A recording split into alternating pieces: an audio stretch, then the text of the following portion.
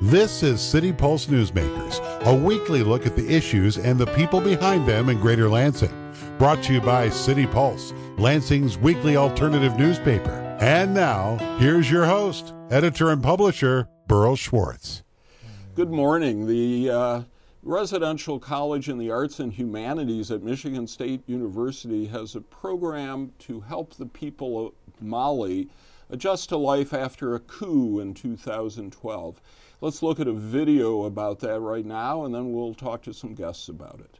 I think that something I have learned at Michigan State more than anything else is just the power of stories, and is just the power of actually setting two people down and letting them talk it out. I'm Sean Fitzpatrick. I'm a student in the Residential College in the Arts and Humanities at MSU. It's an interdisciplinary program, so we take classes in history, in philosophy, in visual arts, in all sorts of different things centered around the idea of how do we make humanities matter in the 21st century. I'm very committed to using skills I've learned in dialogue and in conversation starting in avenues where that hasn't been the case. The program in Mali was a really natural extension of my studies here at Michigan State. And so the way it was set up was Mali had a coup in 2012, and so it's a really tense situation. They're a very difficult, there's a lot of open wounds. And what we were looking at doing was seeing how art could be used to prompt dialogue and ultimately that kind of reconciliation. And so our group made a Bogolan piece, a piece of fabric art, to talk about the kind of continued divisions between North and South, the kind of continued difficulty of communication, but the necessity for that communication. It was in no way a, let's look at art and forget our problems. It was using art to confront what was going on. And then we presented it to everyone at the dialogue night that we had. This was different than anything I'd ever done before. First of all, the idea of using a piece of visual art was something I was very nervous about. And the other thing was that it was in French and mostly Bamanakan. I speak a little bit of French, I speak very little Bamanakan. What was so amazing was the visceral reaction that people had to this piece of visual art and the way that it got people talking. And all corners of the room had people raising their hands to answer our questions. We're not trying to pull wool over our eyes in terms of the challenges that are faced, but just recognizing the extraordinary power that exists in just committing yourselves to this dialogue process was one of the more meaningful experiences of my life.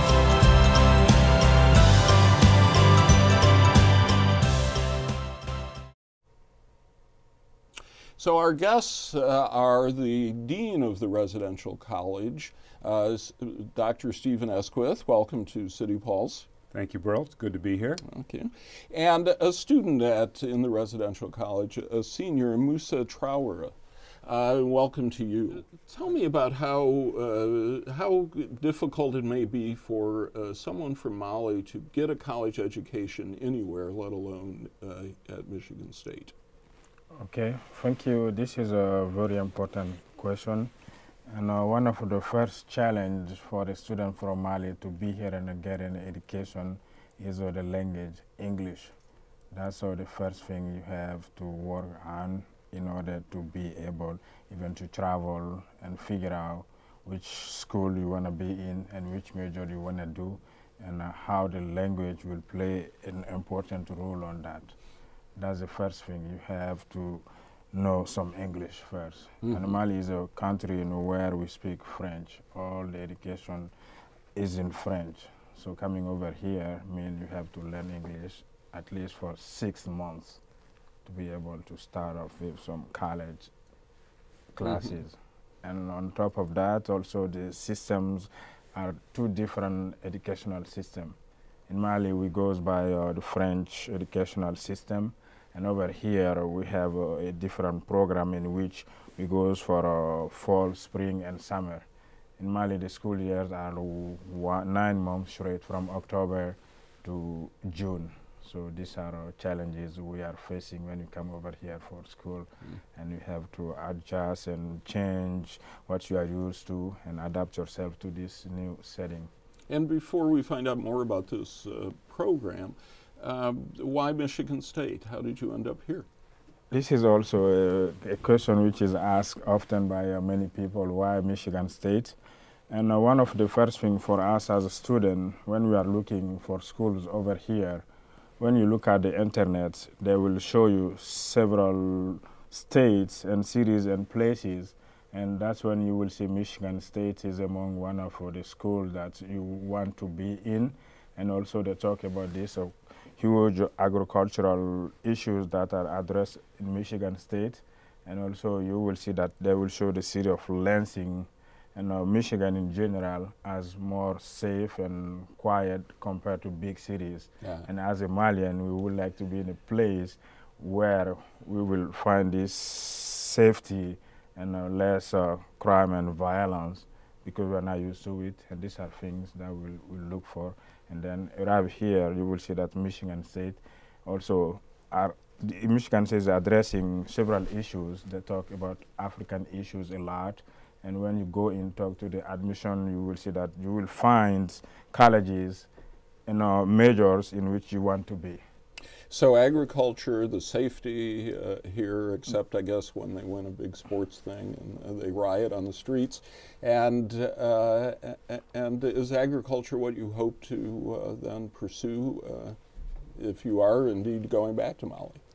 Okay, once I apply at Michigan State, here is my goal in general.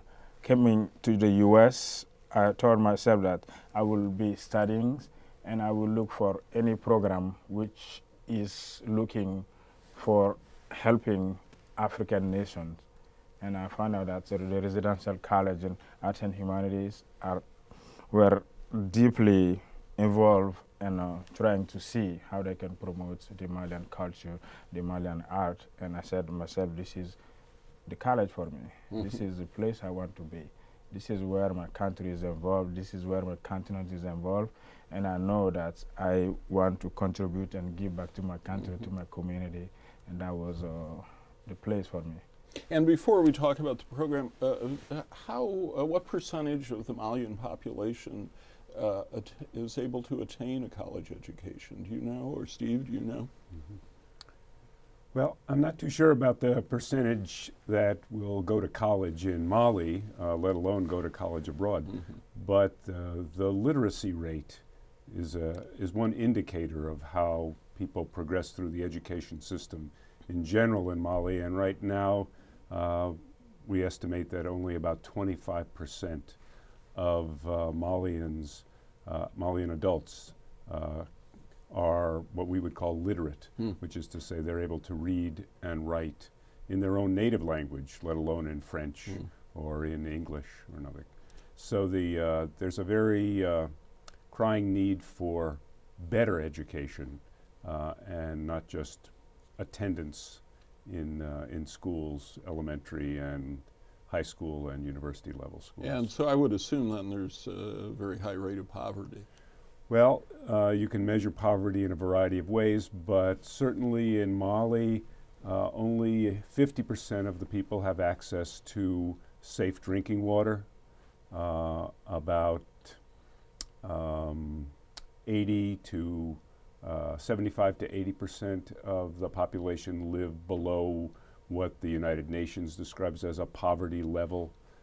So there are real important challenges that the people of Mali face, both in terms of literacy and food security and health.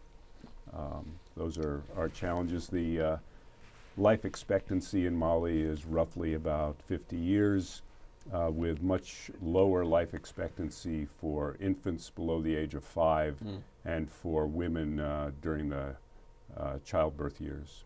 Our viewers may have caught a glimpse of you in that video. You spent quite a bit of time there. Tell me about your history in Mali. We began working in Mali. The Residential College in the Arts and Humanities began in 2004. I was there a little earlier, in 2002 and 2003, working with colleagues in the College of Agriculture. As Musa said, the College of Agriculture has had a long presence in Mali, doing, I think, very valuable research on agricultural intensification and developing new strains of crops that will be more capable of surviving in the harsh Malian climate. So I began with colleagues in agriculture and then discovered in my time in Mali that the arts and the humanities, music, literature, fabric art, dance, these are important assets in the Malian culture that are as important to development and to democracy as is reducing the poverty rates and increasing literacy. So in the residential college in the arts and humanities, we began a study abroad program in Mali in 2004, and Musa participated in the last study abroad program in Mali in 2014. So we've been doing that over a 10-year period. And in that program, we've been working with local artists, musicians, teachers, to bring together the richness of the Malian tradition with some of the methods of active learning and creativity and interdisciplinary studies that we feel we can share with them from our work here in Michigan. So it's really a two-way street for us. We feel we can bring some expertise and pedagogical approaches in the arts and humanities to our Malian partners, and from them we learn quite a bit about the way in which culture contributes to democratization and to prosperity. So that is the connection between this program and the coup. Well, that's where the coup comes in. In 2012, there was a coup. While Mali had been held up as an important example of democracy in West Africa, it certainly wasn't perfect, and problems did occur in 2011, 2012. And in addition to the challenges of agricultural development and economic development, Malians were suddenly forced to examine just how far along their democratic institutions had come and why the military and other forces from outside the country were now sort of making democratic government so difficult and for a time impossible in Mali. When we returned to Mali in 2014, I actually returned in 2013. When we returned to Mali in 2014, it was a new game. There was a new government, a new set of rules to play by, a new international presence to help restrain those forces that had led to the coup, and a desire to try to reconcile the differences that had led to the coup and to the violence, and to address some of the deep grievances that people had began before the coup, but were certainly exacerbated by the coup and the occupation of almost half the country by external jihadist forces in the northern part of the country. So our role shifted a bit in 2014, a study abroad program that had focused on the potential for democratization through art and culture, a kind of cultural democracy movement, changed its focus. We began to work with local communities to see how to best create a dialogue about the grievances that people had prior to the coup and the harm that was done during the coup. We call it a local dialogue forum project, and Musa participated in the early stages of that in the summer of 2014. Musa, how has life, how did the coup affect you and your family, and what has life been like since then? Okay, I think the coup affect many things concerning me, my family, and the entire country. The first thing that I noticed when I went back to Mali during the summer, I noticed that people were kind of not very confident about their own safety like it used to be. Mali used to be the place where we used to travel all over the country. But when I went back, I was told that the north is kind of like people are not traveling all the way to the north, which used to not be the case in Mali. So that affects some of the relatives that I know who are from the north, and were kind of staying in Bamako after the school year to make sure that the situation is under control so that they can go back to see their direct families. And this is one of the aspects that I would say affect me, because it affects many friends of mine, and that's something I really see in Mali, which change. On top of that, the coup also affect the way in which people used to trust each other. After the coup, the trust was kind of not like it used to be in Mali. People used to trust each other, used to trust the government, used to trust, the represented people who represent them in a higher level of power, and that wasn't the case anymore. The Malian, the youth were trying to see how they can redesign that trust and how we can look through and deep, look for new leaders who are willing, at least, to share the reality with the youth. And that's how the coup kind of affects also the trust between the youth and the leaders in Mali. Are you concerned about the future then? We see so much violence now as a result of extremists and jihadism. But are you worried about that spreading in Mali? Well, after the summer, after the study abroad, after we were engaged in a dialogue with the youth in Mali, with the people of my generation, I have more faith. I believe more in the future, because I've seen that these young Malians from now on are willing to step up and be involved in the nation's future, which means the future will look greater than it is right now. And which is the security level, since Mali is receiving help from the international community, and the French troops are also in the ground in Mali. So I believe the jihadists are pushed back to where they were before the coup, and the peace talks and the negotiations are ongoing in Algeria, and Mali is looking for a base and peace resolution this time and forever. So that is giving me the hope for the future. Tell me about this program. How do you see it benefiting people in Mali? Well, the program, first of myself, I always ask myself when I go back home, what can I do to make a difference, to share what I learned here with people back home.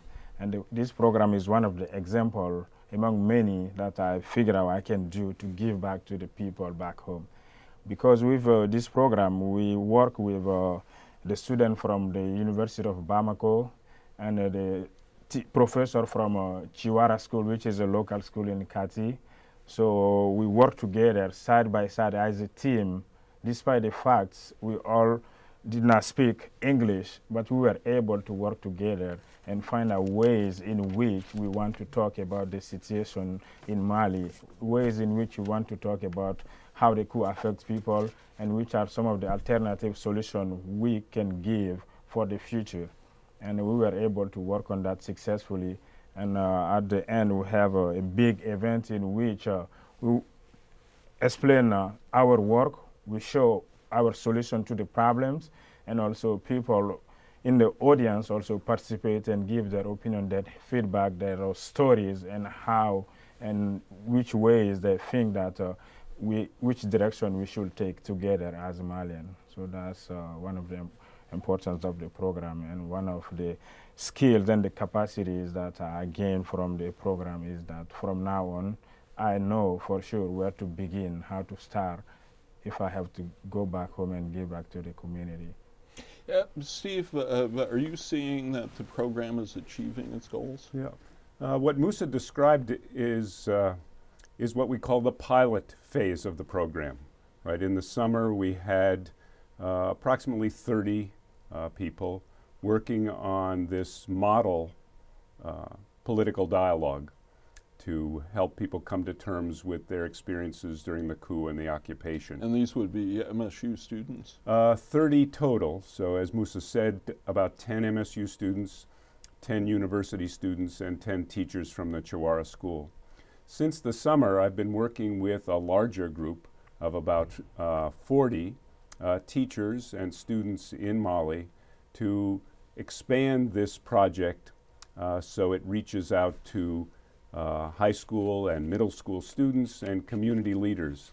The idea is to develop a series of local dialogue forums. Let me give you an example of an issue that came up in the summer that was particularly moving, but also valuable in terms of giving us some idea of what we could accomplish and what the limits of our abilities would be. A small team of one residential college student, one Malian university student, and one teacher from the Chawara School interviewed women and children who were the survivors of soldiers who had been massacred in the north during the coup and the occupation. These families were living in Kati, but obviously the deceased members of the family had died far from home, and there really hadn't been any time for the families to mourn, to grieve, and to pull themselves together as a family in terms of financial support, housing, food, school fees for the children. The families were left, for the most part, much worse off than they had been before. And they hadn't been able to tell their story. Our team went in and interviewed these folks, the women and children, presented their stories through photographs and dramatic readings. And that presentation, as Musa said, was part of a final event in which other members of the community could hear the stories, could understand better what the families had gone through, what the resource needs were of these families, what the effect of the massacre had been on the family. And what we've tried to do is learn from that experience. We're not trained medical professionals. We don't have money to provide for welfare and school fees for children, but we can help people learn from one another. We can help them develop the skills to talk about very difficult circumstances, whether it's the displacement of families, the rape and traumatization of young girls during the coup and occupation, or the devastation of families like these families who had lost their fathers and husbands in the north. It's that development of democratic skills of discussion, mutual understanding, and a commitment to making Mali a more democratic society that I think we learned we can contribute to, but we also learned that there are needs there for other professionals, other Malians to work with these families. Malians like Musa, like the teachers we worked with, like the university students that we worked with. So it was very encouraging, and we've been doing that now since September for the last 4 months. And one special dimension of that project is what we call the Malian Peace Game, which is a program to be used in middle school and high school classes that the teachers themselves have developed. And I'm very enthusiastic about the Malian Peace Game. It may be the most lasting contribution that we've been able to make towards this project of reconciliation. In a message from the dean that appears on the Residential College website, you referred to the near reign of terror during and following the coup. How safe is it for you and the MSU students? Well, I think as Musa said, we can't travel throughout the country, right? There are some areas in the north where there are still where there's still a danger, and we didn't travel there. Mali is about the size of Texas and California combined, and the area we were in was, very far, 1,000 miles from the most severe danger, the most serious danger. In those areas now, there aren't pitched battles between rebel forces and Malian soldiers. There are many peacekeeping forces from the United Nations and Malian soldiers, and there are periodic forms of sniper fire, and individual peacekeepers have been killed over the last 3 months. But in terms of concerted military action that threatens the southern half of the country, that doesn't exist now. There is, however, a health threat, and you returned from there and were quarantined of a sort because of Ebola. What is the situation with Ebola? Well, the most serious areas for where the Ebola virus disease has occurred are in neighboring countries, in Sierra Leone, in Liberia, and Guinea. And there were approximately 10 cases or suspected cases of Ebola in Mali beginning in October and November and running through December.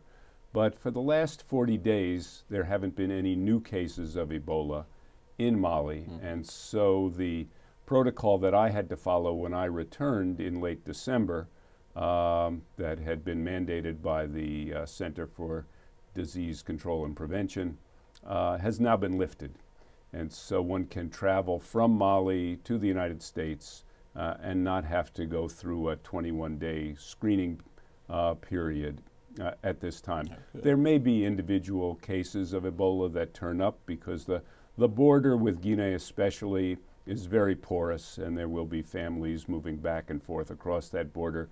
There may be, individual cases, but the World Health Organization and the Malians themselves have now instituted a fairly careful screening process, and treatment facilities have been created in Mali to handle new cases of Ebola if they are to arise. But as I said, there hasn't been a new case in 40 days, so we're no longer being, we no longer have the same level of precaution in Mali as we do in the other 3 countries. All right, well, we're almost out of time, but will you be returning? My plan is to go back in March, when we will be concluding the Malian Peace Game, which is a kind of face-to-face interactive project for high school and middle school students to help them find the language and the skills to... All right, I'm going to have to cut you off there. All right. Thank you both very much. Thanks for tuning in. We'll see you next week. All right, thank you.